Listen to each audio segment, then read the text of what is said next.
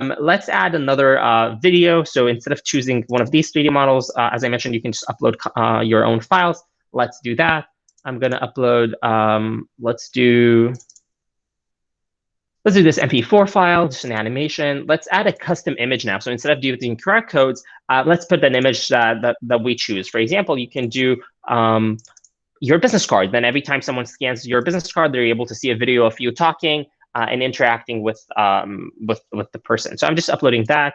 Once that is done, you're going to see a very similar card. Again, now we convert the images and videos, so they'll work in augmented reality. Super simple. So we see a different experience, a different card here. I'm going to scan the same QR code, and again, you can do the same thing if you want to see the video. So I'm going to do that. Let's scan the video. Perfect. Now we're again redirected to a website, but we're going to see right now when the camera recognizes the QR code, nothing will happen, right? Because the target now is not the QR code anymore.